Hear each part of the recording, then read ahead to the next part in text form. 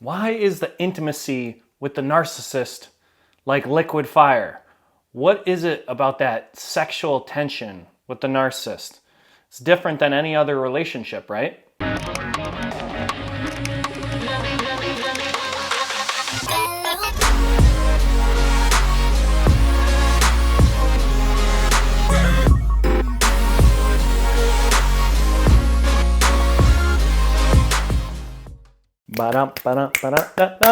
Welcome back, guys. JT here, and we got ourselves another great video for y'all. I'm super happy you're all here. I'm grateful for all the comments.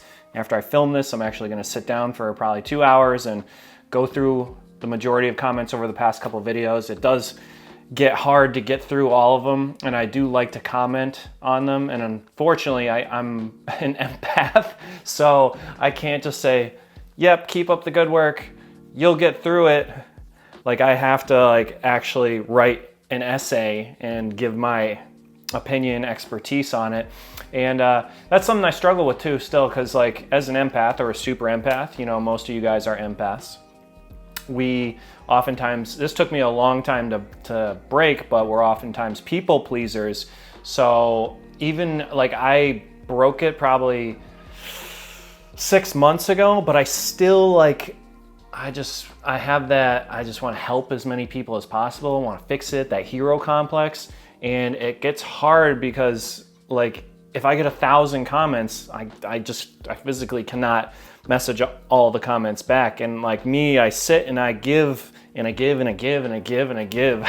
And I'm I need to learn to be okay, I can't comment on every single comment. I have to like and give a couple hearts, and it's just it just feels so ingenuine. So that's something I'm struggling with, but I really appreciate all your comments, guys. I love hearing your stories. Not love hearing your stories, but you know what I mean. It's very insightful to see how many people are healing and what they've gone through, what types of different traumatic experiences you guys have had with your narcissistic relationships or narcissistic family members or friends. And I'm just so grateful that I can be on this platform making these videos to help people get through something similar that I went through. And it's a good thing. So we're going to talk about the intimacy of the narcissist today. Please like and subscribe. Let's get this out to as many people as possible. The channel is growing every single day, and I'm super grateful for that.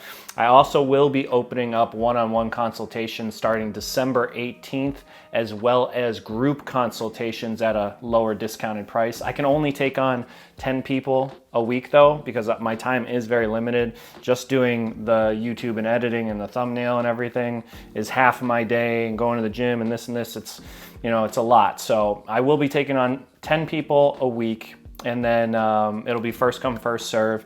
And the group sessions will also be up to 10 people per group session. So if you want to get in on that, you can hit the link below in the pinned comments. You can also go to the website, Authentically Yourself. I got merchandise and all kinds of stuff there as well. But yeah, okay, let's talk about the intimacy with the narcissist. I don't know on YouTube, I haven't read all the guidelines, but I don't know if we can say S3X. I don't know, I'm not sure. So I'm gonna try really hard not to say it, because I have no filter. A lot of times my language can be kind of bad, so I gotta just stay focused, try not to say bad words. But yeah, so I came to this conclusion a long time ago. I've only been with 2 narcissists. I dated one in my 20s that was a friend, and then the most recent one that I was with for 1.5 years. And what I came to learn is the intimacy and the toxicity and why it feels so good strictly stems from our inner childhood, everything that happened, our traumas. And I have a quick story I'm going to tell you guys. I had a great relationship with a girl about 4 years ago. We bought a house, got a dog, and her parents were really pressuring me to marry her, and she wanted to get married. And I at the time, I was still immature, growing up, still on my life path, was definitely not authentically myself. Definitely had more narcissistic tendencies back then. And what ended up happening was I always just felt bored. very bored, and especially intimate with the intimacy, very bored. And she was my best friend. We could laugh and talk all day long. And it was so strange because it was like I had the perfect partner in almost every aspect except for the intimacy. And I'm like, damn, if the intimacy was there, like I would marry her in a second. And yeah, I could see myself being 7 years old, sitting on a porch and being like, I remember when we were 35. Like I can see that life with her. But I always just felt like discontent and like bored because the sexual toxicity was not there. Oh, I said sexual. I think I can say that. I hope I can. But it was just never there. And I was thinking about this the other day, like why is the intimacy with the narcissist like just crazy? And it's because they're connecting to our traumas, so it feels very comfortable and normal because that's what we're used to in childhood. It's very familiar. And when you get someone that is a good match for you and you don't feel that spark, that chemistry, it's not because it's not good intimacy or you don't have that chemistry connection. It's simply because you feel you're thinking about it as boring. Like it doesn't hit that same electricity feeling in your body because that's really what it is chaos. And you're addicted to the chaos. That's why the S3X, yes, I did it. The S3X is so good. You know, you're addicted to that type of feeling, that toxic, just nasty, disgusting kind of feeling. And I did it. I'm no different than anyone else. And what I realized though, when you do have that good person, when we label it as content or bored, it's really not the right label. The right label is calm. That's what it is. It's calm. Because we're not used to being in a calm relationship. We're not used to having that person that makes us feel calm. We're used to the drama. Oh, I got to walk on eggshells and then this thing is going to happen. And it's like, you got to think with the narcissist, when everything is manipulation and it's all a game, then you're always, even when days feel normal, you are still living in chaos. Because with the narcissist, there's all these different stages, right? They're doing the love bombing, then they're doing devalue. In between that, they're also doing gaslighting and warping your reality to mirror theirs. And then they're switching into breadcrumbing. They're doing all these things, and all that is chaos. That's all toxic chaos, all manipulation. So when you're in this game all the time, even if there's days, weeks that feel normal, it's not, because it's all an illusion. It's all a facade. It's not real because it's all a game. It's all a master manipulation. So when you get with someone that is normal or boring, it's not that they're boring. It's just that they're giving you a calm peace of mind. It took me a while to realize this, and I was like, wow, this whole time, like, that's really all it was. It was never that the person was not good enough for me, or I almost said it. The S3X isn't on par with someone that I feel is more linked to me, like more my type sexually. It was never that. Because the narcissist is all a manipulation. It's all a game. So it's not real. You're living in a day to day of drama and drama and drama. Walking on eggshells, afraid to say this thing, afraid to say that thing. And then you get in a fight and all this happens. And then guess what? You have that toxic intimacy and oh my God, it's so amazing. And then you get pulled right back in. And that's why it makes it so hard to leave them. Because when that intimacy is like the best drug. It's like the best drug you could ever have. It's like having heroin, right? And the narcissist knows this. They know this. My narcissist, that was her number one weapon, was S3X. It's gonna take me a while to get used to that. Damn YouTube, making me not say what I wanna say. It's for the kids. I hope no kids are watching this. fruit fly keeps coming in my face. It's annoying. I just got thrown way off topic. But so with the narcissist, it's like a heroin. It's like a drug. It's like the best drug. And in studies, it's proven in science, the narcissist works off of our dopamine hits. So the narcissist knows this. Maybe not consciously on like an actual intellectual level unless they've done research. And narcissists do watch narcissistic awareness channels. I just want to let you guys know that. They're called cross-watchers. Would not be surprised if there's some narcissists on here watching this right now.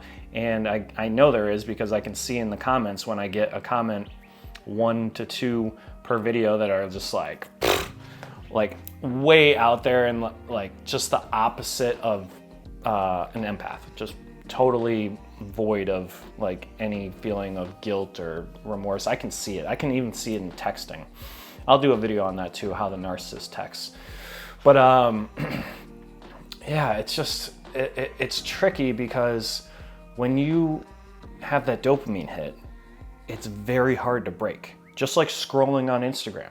The reason social media is so big is because guess what? The governments and everyone knows, all the scientists know, we get a dopamine hit when we scroll. And if we get a dopamine hit, guess what? We just became addicted to it and now we're gonna keep searching it out. It's the same reason why the government puts sugar in pretty much every single thing you buy on the shelf. All it is marketing. That's all it is good marketing. Because think about this, even if you look at pastas now, like regular pastas or something that normally doesn't have sugar in it, you'll see there'll be like 1, 2, maybe 3 grams of sugar in it. It's a small, very small amount. Like it's like you would, if you looked at the label, you'd be like, oh yeah, 1 gram of sugar. And pasta doesn't ring a bell for any reason, right? But if you think about it like this, sugar is 8 times more addicting than cocaine.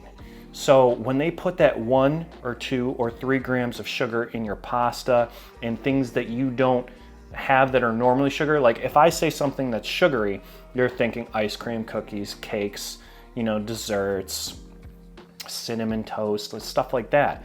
But when they put small amounts of sugar in normal things, in your pasta sauce, in your spaghetti, in regular like whole grain cereal, in breads, they put that 1, 2, 3 grams of sugar in it. And guess what? You're getting a dopamine hit now. When you get that dopamine hit, you are now becoming addicted to that dopamine hit. So what does that mean? As a consumer, you are gonna buy that product again. It's all a marketing scheme so that they can continue to make more money. It's the same thing with the narcissist. They know that you're getting a dopamine hit. When they give you the love in the love bombing stage, you're getting freaking, you're jabbing heroin like every day. You're getting dopamine hits galore. And then when they come out of the love bombing stage and you're not getting that anymore and they're devaluing you, you feel like absolute shit, right? It's because you're not getting those dopamine hits anymore. And so what does the narcissist have to do? They have to breadcrumb you to give you those little bits of dopamine hits so that you keep coming back to them because you're an addict. It's as simple as that. And what is the best way to do this? The toxic S3X, the intimacy. Because this is going to give you the highest dopamine hit you can have. And now they know you're back on that hook. You're back on the hook and they got you. It's going to be damn near impossible for you to leave. So that's why you really have to do the shadow work. You really have to do the looking internally at what happened in your childhood, what kind of traumas do you have. You have to cultivate self-awareness to understand what you went through so that you can heal it, and then you will attract an equal partner of equal reciprocity, someone that is gonna give to you, and guess what? It's gonna not be boring, it's gonna be calm, it's gonna be peaceful. Not every relationship is perfect. There's always gonna be a roller coaster, but unlike with the narcissist, it's not gonna be a game and manipulation tactics and trying to warp your reality and gaslight you into thinking you'd be better off dead. Like the narcissist, they're just on a whole nother level. But once you do this self-work and you have the awareness and you start to heal, and you attract that person that is a healthy relationship, is not narcissistic, most likely an empath like yourself, it won't be boring anymore because you'll have shifted, because once you heal everything, that boringness will switch into calmness. And then you can actually have strong intimacy, strong, fruit fly. Oh, I'm gonna get you. I'm gonna get you. God, I keep getting thrown off track. And see, that's the devil. That's an evil entity, and the narcissist is using telepathy on that fruit fly to like fly into the camera, so I don't do this video. That's what it is. Yep. Whew, okay, so when you have that person that is equally yoked to you and is a healthy relationship, and you will not look at it as boring anymore. It'll be calm and peaceful, and that's what we want. And once you do that, you're gonna stop attracting the narcissist. The narcissist will always be attracted to you because that's the dynamic. They want the empaths, they want the people that are always giving. Like the narcissist is always gonna be coming after you, but versus now you're gonna switch the script where you're not attracting the narcissist, you're attracting an equal partner, an equal yoked person, another empath. The narcissist will always still be going for the empath no matter what. Like that's never gonna change. But at least when you heal yourself, you can heal someone that is also healed. And that's the whole goal. And when you have that person, the S3X, the intimacy, will be amazing. But until you heal, you'll always look at the intimacy with another empath or another giving person as boring because you're addicted to that dopamine hit that the narcissist gave you, that toxicity feeling. And when you heal that inner childhood trauma, you're healing all of your brain chemistry as well. When you go through the past in your brain, time travel is real to an extent. I'll do other videos on this, but no, we cannot go back to the 1940s and kill Hitler before he ever starts World War II. We can't do that, but time travel in a sense where we can change the beliefs we associated with the past. So for me, for example, I'll just give you guys a quick example. In elementary school, middle school, I never thought I was smart, but it was because kids made fun of me. I remember in like math class, they'd be like, "You're stupid, I can't believe you got that easy question wrong." So I always thought I was stupid in math. So that became a core belief, right? And then as I grow up through adulthood, I always think I'm not that smart, not that intelligent. And what that really was is, other people telling me that I wasn't. I built a core belief off of someone else's opinion. So once I realized this and I dug back into the past, this goes past healing, this is healing your childhood traumas. And I was like, someone else told me I was stupid, but I actually wasn't stupid. And I created this belief. And so when you relive these past traumas, as you will when you have to figure out what your childhood traumas are, you end up changing the belief that is associated with the past memory. So if you change the belief of, kids calling you fat or ugly or whatever, or your parents devaluing you, or your, your siblings like calling you bad names and saying you'd never make it, you'll never be good enough. All those things that other people force their own beliefs about their own selves onto you, and you realize that because you have the self-awareness now, then you can take accountability for your actions and realize it was never your fault. And once you realize it was never your fault, it was other people, that's when you start to heal. And what happens is your brain chemistry actually changes. So you can time travel into the past. You can rewire your brain. So by reliving these memories, and you have these beliefs associated with your childhood trauma and all the bad things that have ever happened to you in your life, you look at those things and you realize and have the situational awareness to understand, like, okay, this is what happened. Wow, that really isn't what happened, but at that time I looked at it as, this belief. Now you've shifted. You're changing into a new belief. You're like, it wasn't my fault. I actually am really smart. Actually, I'm good looking. I actually am whatever negativity people put in your life, you switch it. And now you just traveled back in time and rewired your brain. So it's the same thing. When you figure out your own traumas and heal from them, now you're never gonna seek that dopamine hit for the toxic abuse from the narcissist. Now you will get a normal dopamine hit every single day, normal, and it's gonna be calm though. It's not gonna be chaotic, because the narcissist lives on giving you those dopamine hits at the precise perfect timing. Remember, I tell you guys, these narcissists are extremely calculated and strategic. They can feel everything. If they can do telepathy and put songs and make you ruminate about them, they can feel like they're next to you at nighttime in bed and whatnot. Watch the telepathy videos if you haven't already. Also the astral projection video. They can do all that. You have to understand how calculating they are. They know exactly when to give you a dopamine hit. They know when you need that dopamine hit to keep you on the hook, to keep you going down that same toxic abuse cycle for end of time. That would be what they would love. But as an empath, you are stronger than that, and you know it.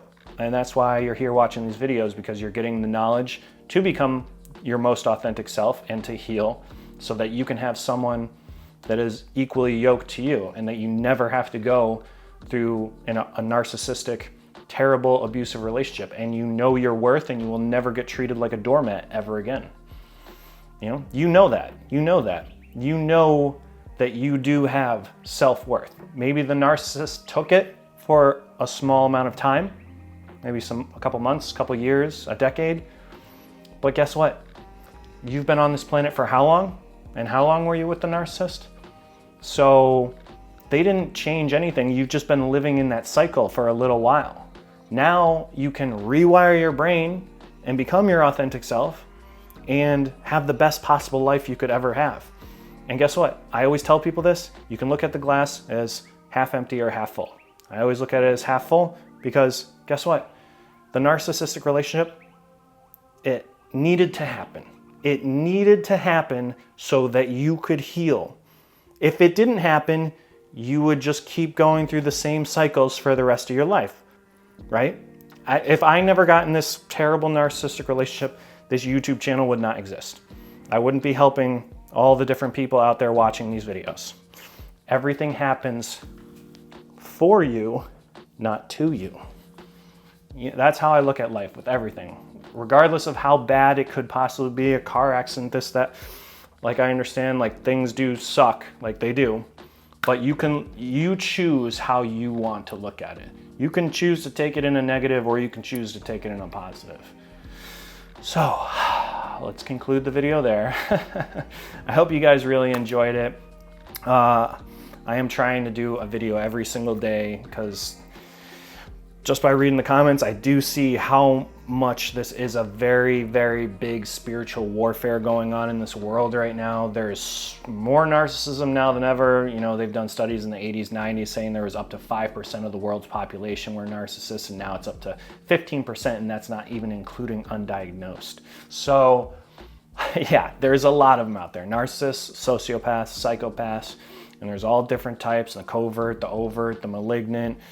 It goes down all these different rabbit holes, but you know, and we'll talk about everything. Like I have hundreds, if I could probably think of 1,000 other narcissist videos to do, because there's so much that goes into it, not just in the physical, but when you go down the spiritual realm with it, it's, you know, it can get nitty and gritty, and it's, you know, there's a lot of taboo type of stuff. I enjoy doing that kind of stuff because I like to think outside the box. You know, most psychiatrists and PhDs, you know, they think inside the box and can talk about the different manipulation tactics, and this is what happens in the brain and the science.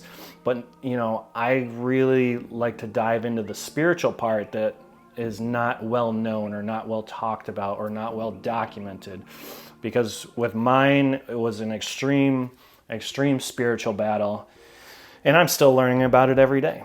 And I'm very grateful that I did have the relationship, because it showed me that I could become my authentic self. And I just wish that for all of you as well.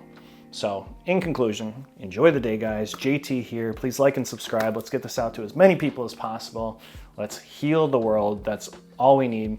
Giving and healing to others and we can all become the best versions of ourselves. So enjoy the day, take care, get a workout in if you can, stay safe, stay healthy, and I love you guys. Later.